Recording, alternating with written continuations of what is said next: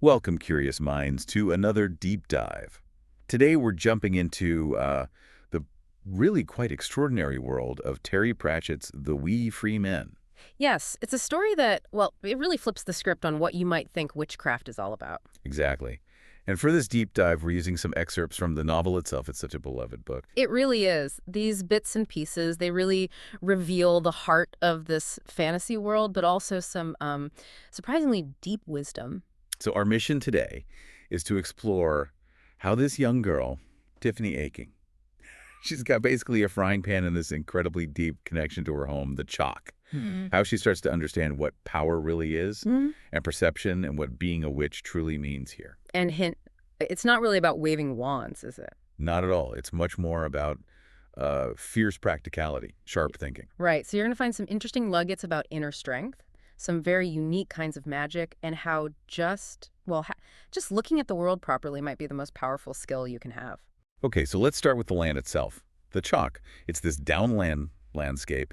And Tiffany notes, the wind blows cold there. And it's not just scenery. This place has a really ancient feel to it. You've got stone circles, burial mounds, these strange carvings you can only see from way up high. Millennia of history soaked into the ground, Exactly. And it absolutely shapes the people who live there, their whole way of life. which definitely includes Tiffany. Her early life, she's a dairymaid, kind of invisible maybe, but incredibly skilled. Yeah, making butter and cheese better than her own mother, apparently. And her whole approach, the farm's approach really, to knowledge is just practical. Right, there's the almanac, that thick book with all the facts, moon phases, planting times, where Clatch is just camel, desert. Very matter of fact. And those wandering teachers, they teach kids enough to shut them up.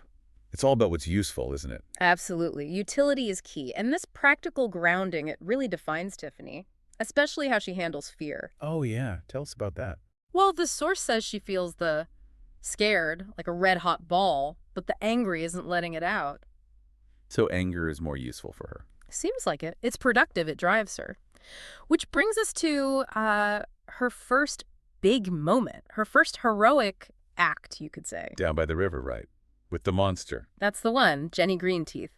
And Tiffany, well, she uses her little brother Wentworth, who sounds quite annoying, by the way, as bait. As bait, okay. Lures the monster out and then whack, hits it with her frying pan. And it's not just any hit. Broke. The book describes this amazing sound. Oh, the good clang with the oh yeah yeah yeah yeah yeah yeah yeah yeah yeah yeah yeah. Yeah, that's the mark of a proper clang. And this rather noisy displayed ingenuity gets noticed. It does, by some mysterious whispering voices. And soon after, we meet Miss Tick. Miss Tick, definitely not your typical witch guide. No, she struggles a bit in the lowlands. Does medicine and misfortune telling for pennies. She's even been thrown in ponds. Twice. Which really tells you something about the dangers of being that kind of witch in that world, doesn't it? It really does. Her whole approach is practical. Even her hat is a stealth hat, only points when she wants it to. And her best skill isn't spells, it's... Escapology. She's amazingly good with knots. Think about that. Surviving her job means being good at escaping, literally. Wow. And what does she make of Tiffany? Well, she gets right to the point. Her observation about Tiffany using her brother as bait, she says, amazing, wasn't it? She sees that blunt pragmatism straight away. Which maybe isn't so surprising given Tiffany's grandmother. Ah, Granny Aching, yes. A truly formidable figure. She was always there, described as the silence of the hills. The whole family life just revolved around her. Even other shepherds, tough characters themselves, would walk miles just to get her opinion on sheep. She was the authority on the chalk, no question. Her magic, quotation marks there, was pure practical wisdom. Absolutely. An expert on sheep, even if she did call them famously, just bags of bones, eyeballs, and teeth looking for new ways to die. Uh-huh. And her cures? Turpentine swearing. Good cussing and a kick. Very direct. And then there's that story about the warming oven. Tiffany sees a lamb revived there as a kid, thinks it's magic. Right. But later she figures out, well, it was just a warm place. No magic at all, she thinks initially. But then comes the key bit. Yes. The realization. But that time, it had been magic. And it didn't stop being magic just because you found out how it was done. That's such a brilliant Pratchett moment, isn't it? Understanding something doesn't have to kill the wonder. It can even deepen it. It's fundamental to how this world works. Magic isn't just the unexplained, it's also in the doing, the know-how. And Granny Aching's connection to the land, the chalk. She called it the Wold. Mm. It was almost spiritual. Deeply. She hated leaving it, said it made her dizzy. And her smell. Oh, right. Sheep, turpentine, and Jolly Sailor tobacco. For Tiffany, that became the smell of the chalk. It meant warmth, silence, the center of her world. And this connection gave her real authority, more than the official kind. Definitely. Like when the Baron's men came by, she wouldn't bend the laws on these hills, not even for the Baron's dog. Her question sort of sums it up. Where is the Baron that the law be break for him? Puts formal power in its place. Which leads us nicely to those whispering voices Tiffany heard earlier. The Knack McFeagle. The Knack McFeagle, or the Wee Free Men. At first glance, you might think, oh, tiny fairies, red hair, blue skin. But they're not delicate little things. Not remotely.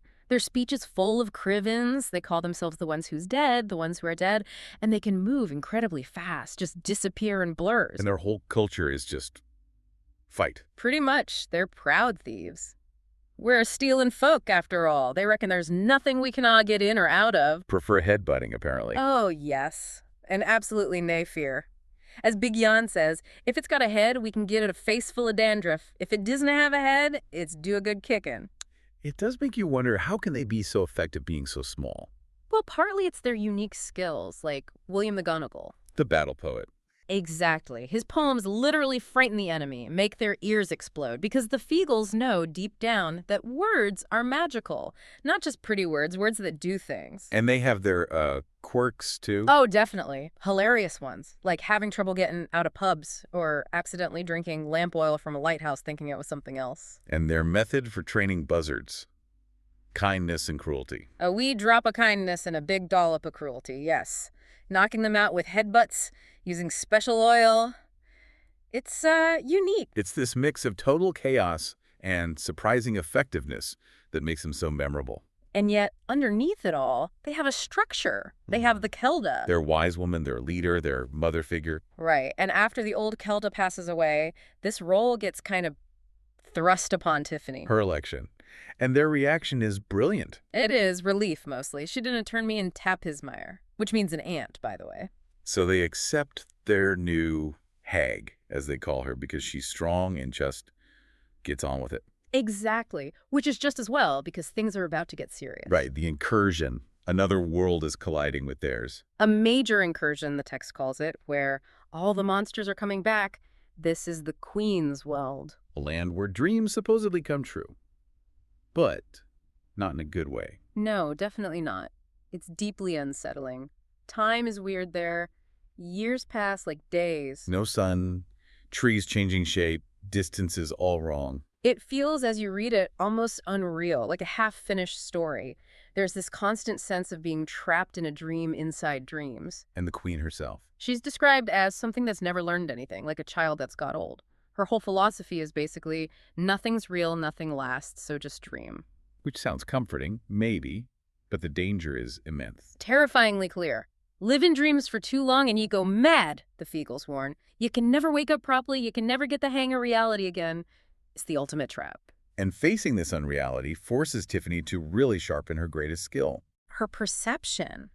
She has this incredible insight while she's there. She thinks, okay, if this world lacks reality, maybe something simple like snow seems complex to it. But I can make it complicated. I'm more real than this place. Exactly. It shows her growing power of just looking, of asserting her own solid reality against this flimsy dream world. And the queen has guards, these dromes. Yeah, strange things that constantly change shape. They really embody the slippery, untrustworthy nature of that place. And there's Roland, the Baron's son. He's trapped there too. Right, and he's scared, distrustful. He even suspects Tiffany might just be another part of the dream. So how does Tiffany navigate all this? It comes down to her unique way of seeing, doesn't it? It does what the old Kelda called her first sight and second thoughts. It's a wee gift and a big curse. Meaning she can see and hear what others cannot, which is powerful, obviously. But it also gives her this sense of detachment, like she's watching from the sidelines sometimes. The person at the party with the wee drink in the corner who can join in? That's the description. It's a gift, but it can be isolating. Still, it's precisely this ability that lets her start redefining magic. Okay, this feels like a really key moment when she says she didn't do any real magic. And Rob, Anybody, one of the Feagles, just challenges her. What's magic, eh? Just waving a stick and saying a few wee magical words?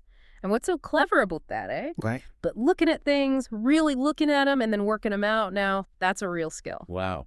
And William McGonagall adds. The magicking is just there for advertising. So the real power isn't the flashy stuff. It's the seeing, the understanding, the working things out.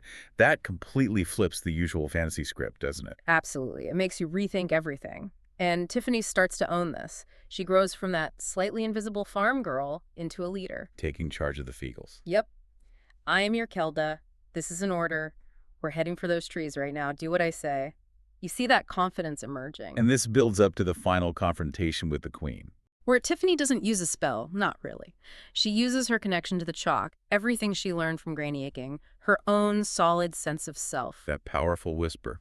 The secret is not to dream. The secret is to wake up. Waking up is harder. I have woken up and I am real. I know where I come from and I know where I'm going. You cannot fool me anymore, or touch me, or anything that is mine. That's not magic. That's an assertion of reality. It's incredibly powerful. It really is. And just then, when things look bleakest. The Feagles arrive. In typically chaotic style. Oh, yes. Pouring out of basically nowhere, a heap of seaweed, a lot of water, and a dead shark, ready to fight immediately. And they just tell the Queen off, "You canna come here, understand? Be off with you." Their immunity is fascinating, too. Because they believe they're already dead, the dream world's tricks, its food, its illusions, they just don't work on them. They can eat and drink without getting trapped. It's hilarious, chaotic, and completely effective against the Queen's power. So, Tiffany wins, not just by escaping, but by bringing reality with her. She pulls Roland back through that doorway between the standing stones. Back to a real moon and a real sky. Bringing someone else back really cements her own journey, doesn't it? I think so. And then she creates something, that butter stamp. With the moon and a witch on a broomstick. Yeah. And the text says her smile was Granny Aching's smile. It's such a perfect symbol. Accepting her heritage, her role, who she is now. Not just copying Granny, but becoming her own kind of witch, rooted in the same practical strength. And she's not afraid to use that strength. Her conversation with Roland about his future. Telling him she'll be watching from the edge of the crowd, and warning him, if you are not, there will be a reckoning. She's committing herself to protecting the chalk, holding even the Baron's son accountable. That's real authority. And the magic, the real magic, it doesn't just vanish. The book reminds us it's still magic even if you know how it's done. And the Feagles stick around, solidifying her new reality, taking on new roles within their own structure. The world has definitely shifted for Tiffany, but it's grounded now in this very practical, observant kind of power. Which brings us to that lovely final observation in the text. There is no such word as noonlight, but it would be nice if there was. It captures it perfectly, doesn't it? That blend of the everyday, the practical, and the little bit of wonder, the imagined possibility. It really does. Tiffany's world isn't about escaping reality for grand magic. It's about finding the magic in reality by looking closely. So what's the big takeaway here for us, for you listening? Well, I think it's that true power, real strength, might not be where we usually look for it. It's not always in the big spells or the fancy titles. It's in paying attention. Paying attention, yes. Sharp observation, that fierce practicality Tiffany has, being rooted somewhere, and having the courage to face reality, even the uncomfortable bits. Like the book says, a real hag uses her eyes and head. Her head, her brain. So maybe the thought to leave you with is this. We live in a world just saturated with information. It doesn't always feel very real sometimes, does it? How much of our own reality is shaped by what we just think we know versus what we actually stop and really look at? That's a good question. What might we discover if we, stopped just dreaming or scrolling or assuming and actually started to, well, wake up?